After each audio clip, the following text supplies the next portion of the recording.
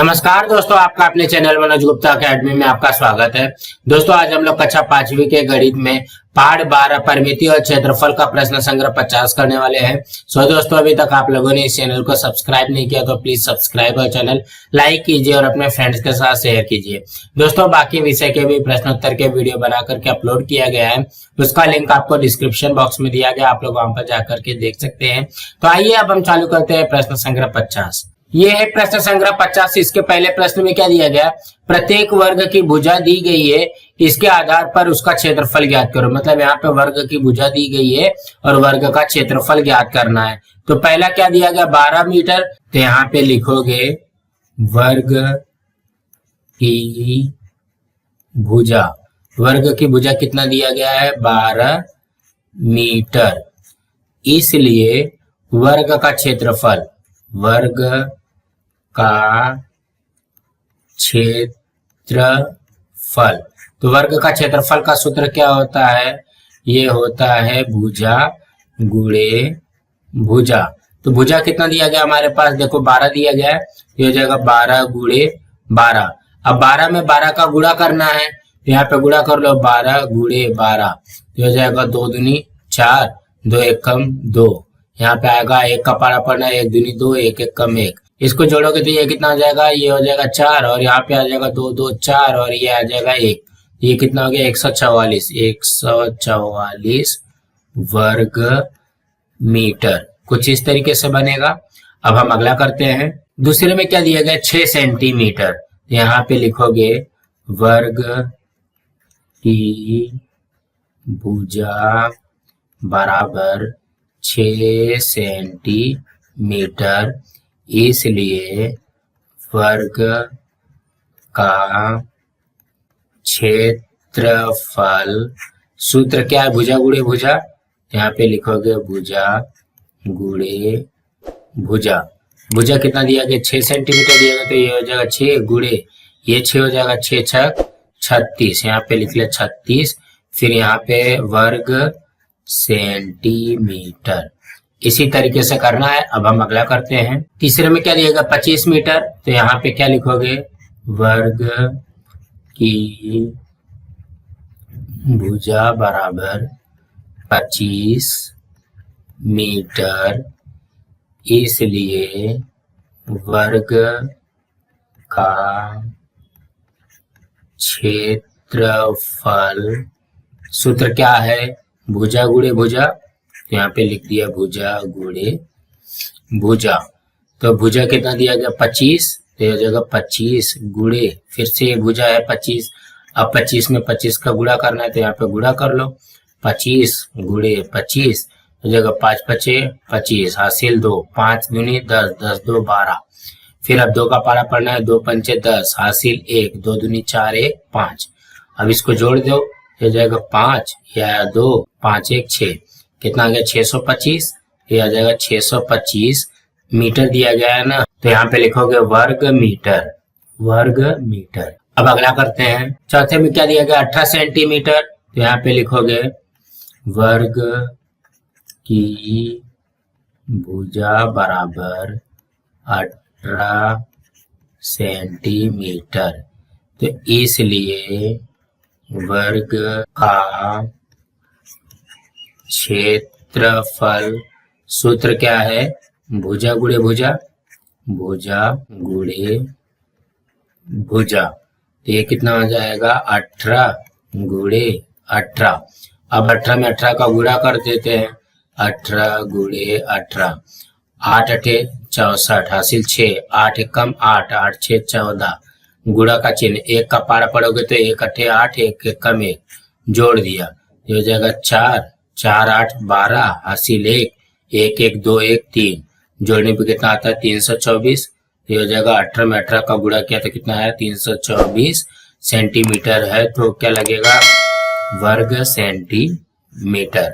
इसी तरीके से करना है। अब हम अगला करते हैं। दूसरे प्रश्न में क्या दिया गया है, यदि 1 वर्ग मीटर भूखंड का मूल्य 900 रुपया हो तो 25 मीटर लंबे तथा 20 मीटर चौड़े आयताकार भूखंड का मूल्य ज्ञात करो। यहाँ पे देखोगे 1 वर्ग मीटर भूखंड का मूल्य दिया गया है, तो इसका मतलब क्या हो गया, वर्ग मीटर दिया गया तो क्षेत्रफल निकालना पड़ेगा पहला।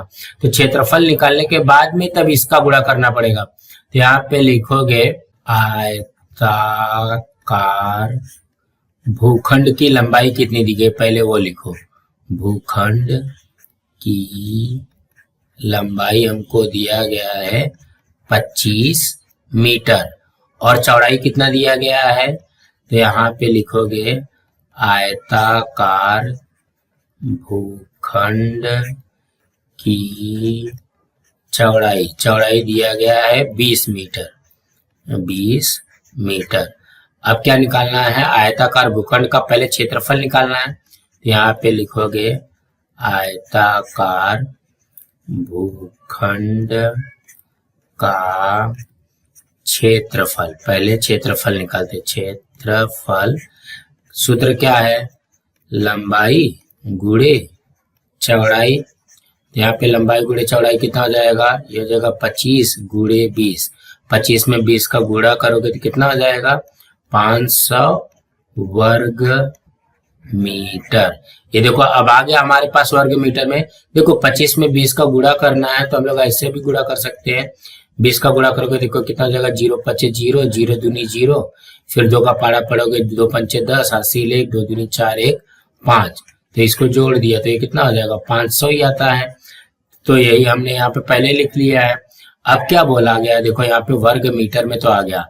1 वर्ग मीटर भूखंड का मूल्य 900 रुपया है, तो 500 वर्ग मीटर का निकालना पड़ेगा। तो यहाँ पे लिखोगे 1 वर्ग मीटर भूखंड का मूल्य कितना दिया गया है, 900 रुपया।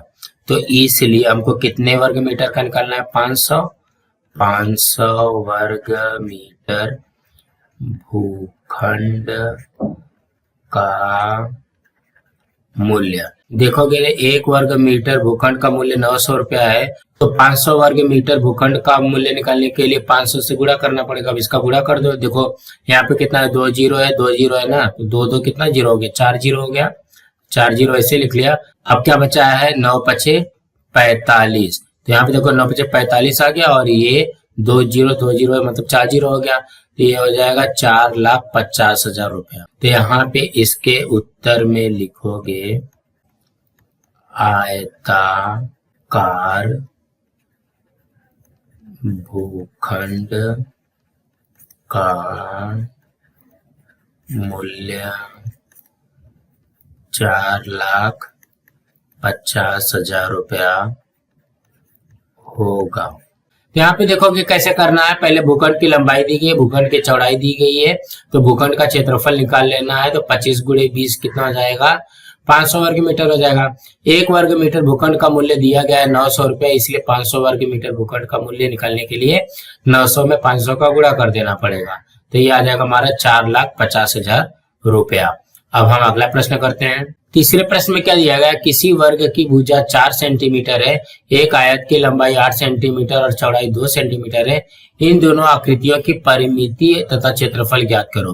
कहने का क्या मतलब है, पहले हम लोगों को वर्ग की परिमिति निकालनी पड़ेगी, वर्ग का क्षेत्रफल निकालना पड़ेगा, उसके बाद में आयत की परिमिति निकालनी पड़ेगी, आयत का क्षेत्रफल निकालना पड़ेगा। तो एक एक करके करते हैं। सबसे पहले हमको दिया क्या गया है, वर्ग की भुजा दी गई है, तो यहाँ पे लिखते हैं वर्ग की भुजा बराबर 4 सेंटीमीटर, ये वर्ग के लिए दिया गया। ठीक है, यहाँ पे वर्ग की परिमिति निकालते पहले।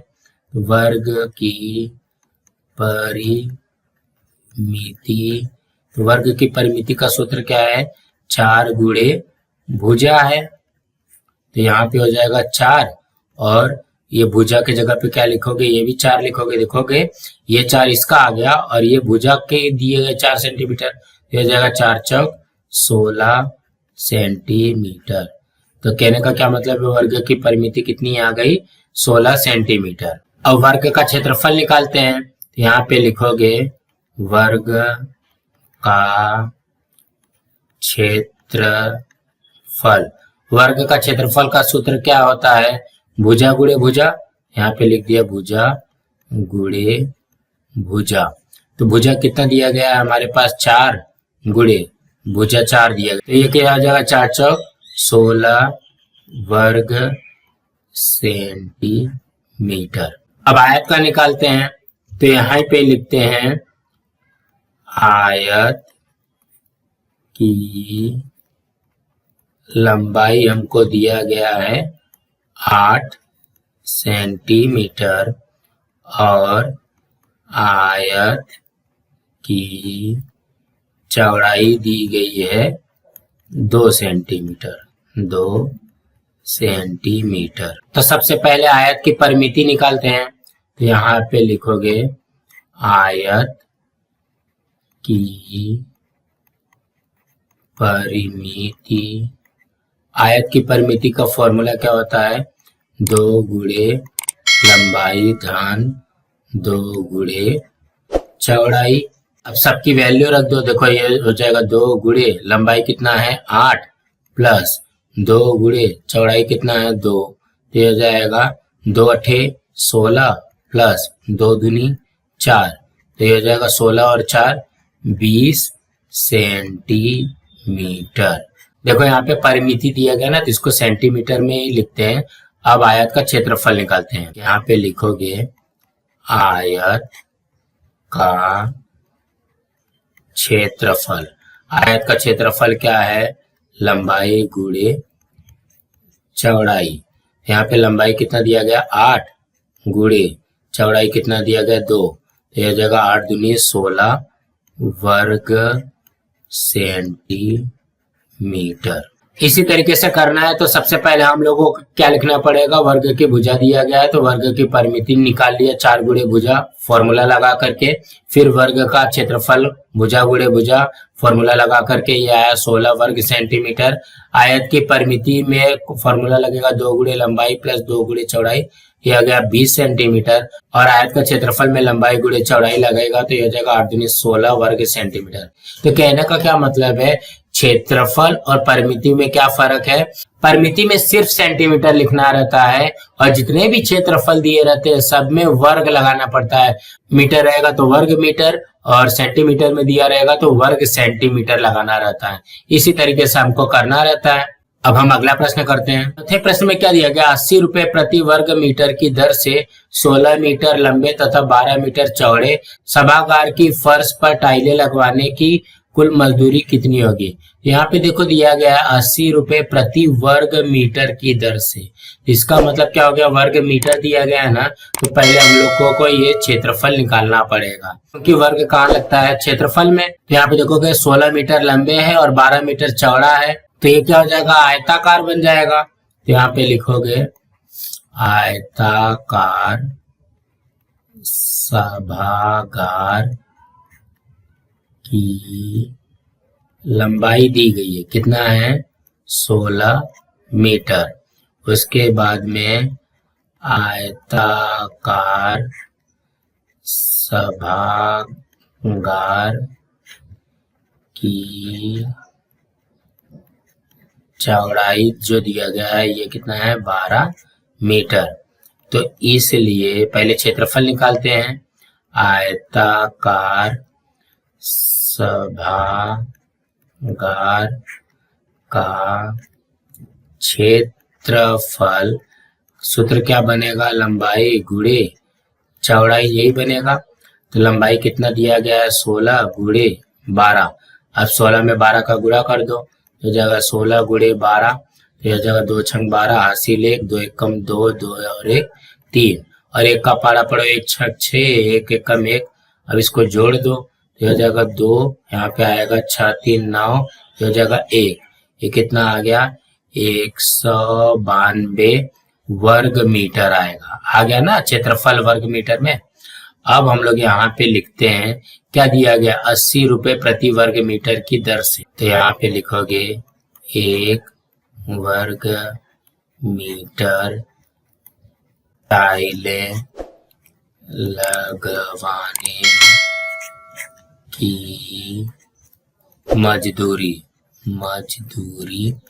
कितना दिया गया है 80 रुपया, 80 रुपया, इसलिए कितना वर्ग मीटर है 192 वर्ग मीटर टाइलें लगवाने की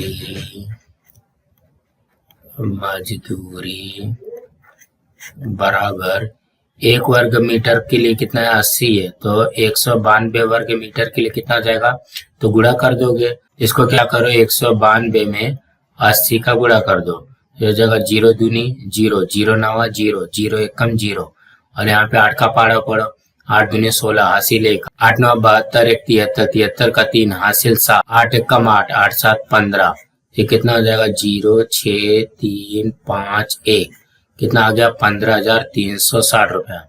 यहाँ पे लिखा 15,360 रुपया। तो इसके उत्तर में लिखोगे कुल मजदूरी 15,360 रुपया होगा। इसी तरीके से आएगा। अब हम अगला करते हैं। 5वें प्रश्न में क्या दिया गया है, संलग्न आकृति में कुछ वर्ग दिखाए गए हैं, ज्ञात करो कि इस आकृति के खुले भाग में इन वर्गों के माप वाले और कितने वर्ग रखे जा सकते हैं।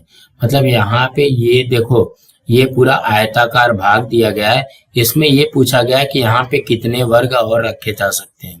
तो इसको करेंगे कैसे, सबसे पहले यहाँ पे देखोगे आयताकार भाग है ना, तो यहाँ पे कितना हो गया 1 2 3 4, तो यहाँ पे लिखोगे आयताकार भाग की लंबाई कितना दिया गया है 4 इकाई लिख लो, कुछ नहीं दिया गया ना तो इकाई लिख लो, और आयताकार भाग की चौड़ाई कितना दिया गया देखोगे, यहाँ पे 1 2 3, ये कितना दिया गया 3 इकाई दी गई है।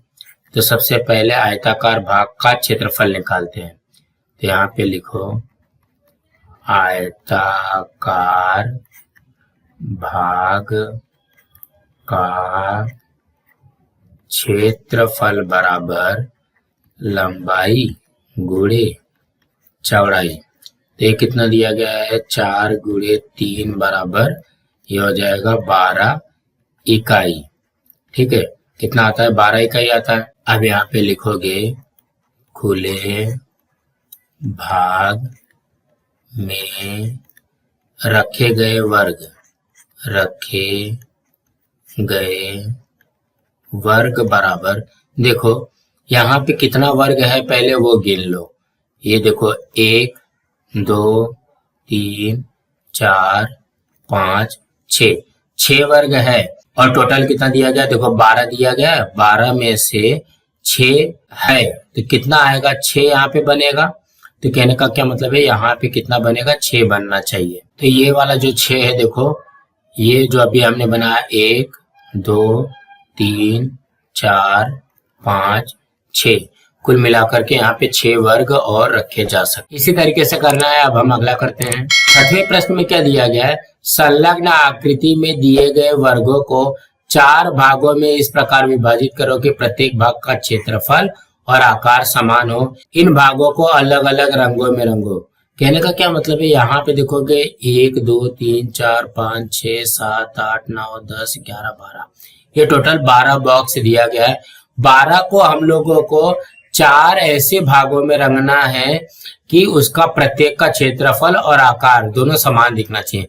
12 बॉक्स को हम लोग अगर 4 भागों में विभाजित करते हैं, तो 12 बॉक्स को 4 भागों में विभाजित करते हैं तो ये कितना होता है 4 3 12। तो अगर क्षेत्रफल की दृष्टि से देखते हैं तो हमको 3-3 का हम लोग को बॉक्स बनाना पड़ेगा। तो हम लोग को इस तरीके से रंगना पड़ेगा कि 3-3 का बॉक्स बने और इसका क्षेत्रफल भी समान हो और इसकी आकृति या आकार भी समान दिखे। तो हम लोग देखो यहाँ पे इस तरीके से पहले बना लेते हैं। ये 12 बॉक्स बना लिया हमने। तो पहला वाला कैसे बनेगा, देखो इस तरीके से इसको रंग लो, और दूसरा वाला कुछ इस तरीके से बन जाएगा। ये रहा तीसरा वाला और ये रहा चौथा वाला। मतलब यहाँ पे 3-3 को देखो ये इस तरीके से बना, ये इस तरीके से बना, ये इस तरीके से बना और ये वाला इस तरीके से बना। कहने का क्या मतलब है, इस तरीके से बना करके आप लोगों को इसको कलर करना है। इसमें देखोगे तो इसका क्षेत्रफल और आकृति सबका समान आएगा। तो दोस्तों इसी तरीके से करना है। दोस्तों आज हमारा यहाँ पे प्रश्न संग्रह 50 कंप्लीट हुआ। दोस्तों आप लोगों को ये वीडियो कैसा लगा आप लोग कमेंट बॉक्स में जरूर लिख करके बताइए और इस वीडियो को ज्यादा से ज्यादा लाइक कीजिए, अपने फ्रेंड्स के साथ शेयर कीजिए ताकि उनको भी प्रश्न संग्रह 50 मिल सके और इस चैनल को सब्सक्राइब कीजिए। नमस्कार दोस्तों।